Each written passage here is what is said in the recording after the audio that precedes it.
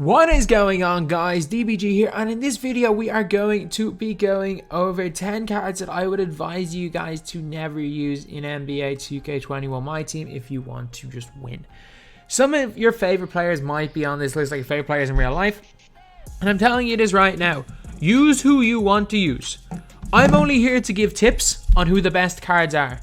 I am not saying that you have to use any cards that I suggest, because at the end of the day, the most important thing is having fun.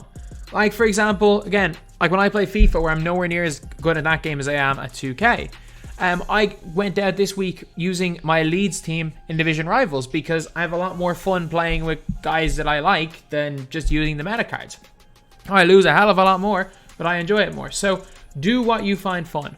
And if you enjoy using these cards and have fun with them, be my guest, use them. But I just don't think they're very good in game. So this isn't going to be in any particular order. But first player, I'm going to say this right now. He's not awful, but there's one massive problem with him and people don't realize it. And most people use him in a really bad way. It is Al Horford. So Al Horford, bronze clamps, good lateral quickness, great mid-range. By the looks of it, good three-pointer, and great badges. Problem with Al Horford is that one, his release is awful, and two, as you guys can see, he has got cold zones in both corners. Not one corner, both corners. So the big problem with that is that most people that use someone like a Horford or a shooting center, they will be spotting up in the corner more often than not. And the problem with Horford is, like, I don't guard Horford when he's in the corner. I just don't. I let people shoot with him, and it works. He hits maybe 20% against me. I don't use them. I stopped using him. I don't use him. I stopped using him because he just could not hit a shot for me in a catch and shoot situation in the corner. And for that reason, I am definitely going to have to put him somewhere on this list. If you know how to use him, shooting mid-range, shooting pick and pops, and using him for defense, he's not too bad. However, the vast majority of people that use Al Horford will use him as a corner shooter, which he's terrible at. So, yeah, just because, again, most people just look at the three-point stat and don't realize the importance of cold zones and hot zones.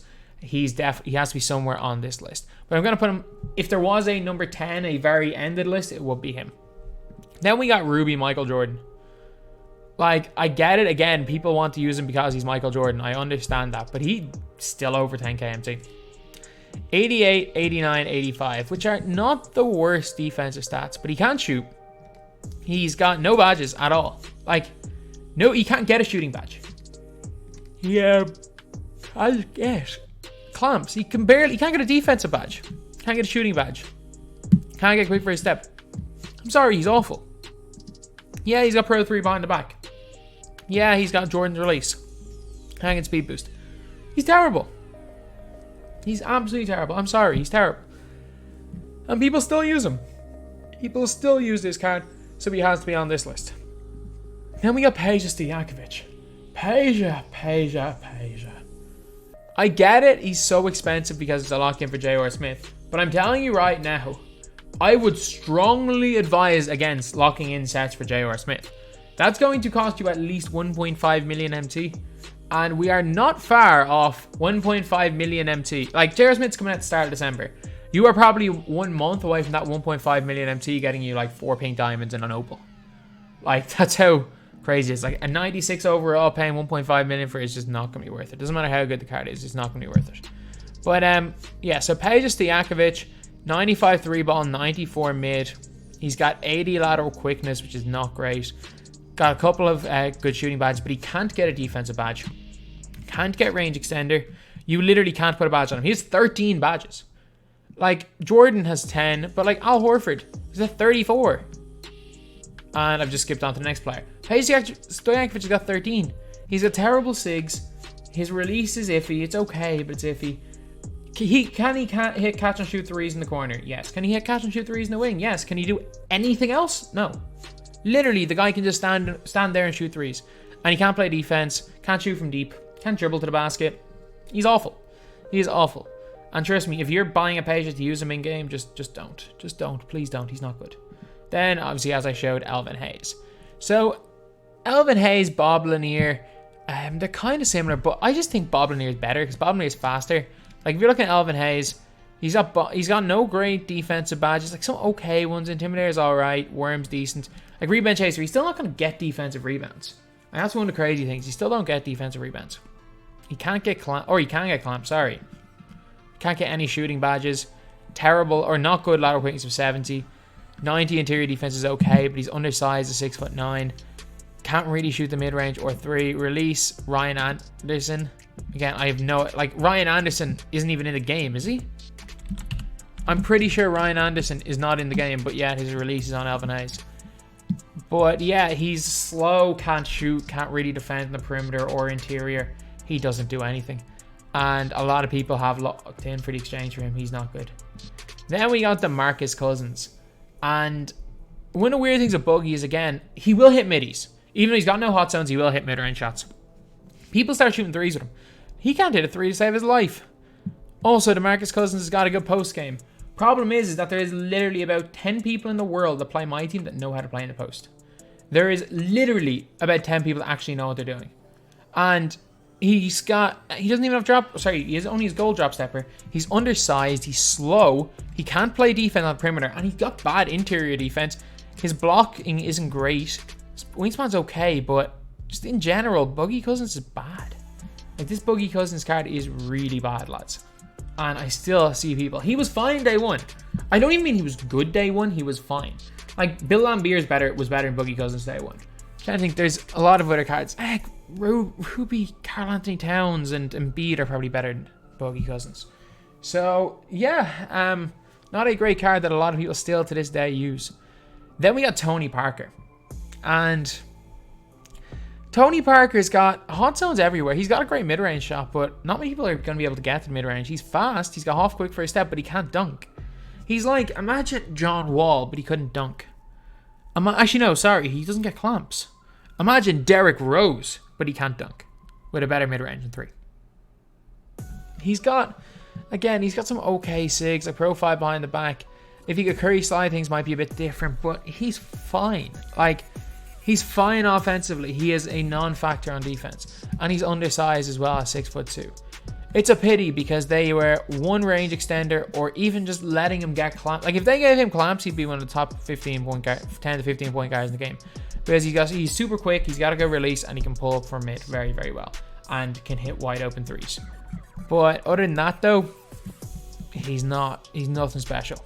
He's nothing special. Later on in the year, I think we do get a good Tony Parker card. Yeah, this card's not it. So now we are on to Isaiah Ryder.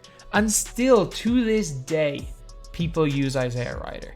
I don't know why. 84 speed, 85 acceleration, 83 3 ball. You might think, oh yeah, that's all right. He's got 2 hot zones in the corners, but he's got a LeBron base, so he can't shoot from the corners. He's got terrible dribble sigs. He's got the worst layup package in the game. The Hall of Fame miss open layup package. LeBron James. He's got terrible defense. Yes, he's got a 96 driving dunk, but he doesn't have quick first step, so he can't get by people and dunk it. This card is absolutely terrible. He has absolutely no use. He's like a 6'5" downgraded LeBron James that can't dribble or play defense. He's not good. Like, he's on a similar level to the LeBron James Amethyst card. And I'm saying this right now. I don't think I've played that LeBron James Amethyst card in about a month. I genuinely don't think I've played him in about a month. So I was thinking of putting some of those current Amethyst cards, but the only ones I play against are Giannis and Steph, and both of them are a lot more usable than someone like this. So then we have got Karl Malone. Day 1 season tip-off Karl Malone. I still play this card at least twice a week. This card was terrible when he came out. He's slow. He can't play defense. He's a moderately good rebounder, not even a better rebounder than Bargnani. He can't even really play in the post. He's got 95 strength. That's about it. He doesn't do anything. He's bad at everything. Like, he's not a great mid-range shooter. He's not a great three-point shooter. He's decent at best in the post. He's a pretty okay rebounder, and he's strong. But, like, he doesn't do anything well. So for that reason, Karl Malone, you've made my list of the players who never use. Then we got Pink Diamond Bernard King. This card right here, I have not played against him that much. I'm going to say this right now. But I've played against him more than I've played against Nate Thurmond. I've played against him more than I've played against JoJo White. And I've played against him more than Jermaine O'Neal. All 3 of them significantly better than Bernard King. Like, he seems to be, I'm not sure entirely if he is picked more, but just playing the game, I come up against him most often of all of the picks. Actually, no, Johnson's probably the most often, then Bernard King. Bernard King's absolutely awful. Like, he can shoot the mid-range. He got all hot zones inside the 3. But he's a 2 guard who can't shoot the 3. Is moderate, like he's quick. Gets no badges, so he can't play defense. Can't go by people because he's got no quick first step. And yeah, so he's a non-defensive guy whose only real asset is the fact he can dunk and shoot the mid-range, and you can't even get to a dunk because he doesn't have a quick first step. Or the ability to quick first step. As well as that, he's got base 5, which is okay, but not great release. And he can't dribble. He's got no dribble stakes. Normal 2 behind the back is fine, but that's about it. He is really bad. And now, last on the list, we've got... He had to be here. You knew he had to be here. It's Ben Wallace. This is one of the worst centers in this game that are rated over like 85. He is terrible. He's slow. Like, he's barely faster than Bargnani. He's undersized. He can't shoot a mid, can't shoot a 3, can't shoot a post hook, can't shoot a post fade, can barely make a layup in this game. No clamps. Yes, he's got decent interior defense, but he's too small. He's just good interior defense, good rebounding, but he's too small to do either of them well. And again, he can't even run though. He is absolutely horrendous. And I get it. He's so expensive because people are locking in for Dr. J. I get it. But the amount of times I played against him, he is a much more commonly used player than you'd expect. Like, I would expect him to be used maybe around the same amount as I would see Lamar Odom. But you better believe, or Chris Webber, you better believe I see Ben Wallace out in the streets a lot more than either of them. And while I don't think Odom or Webber are great, they're both a hell of a lot better than Ben Wallace. Anyway, yeah, that is pretty much it. That's the video. Thank you guys for watching. Please like, comment, and subscribe.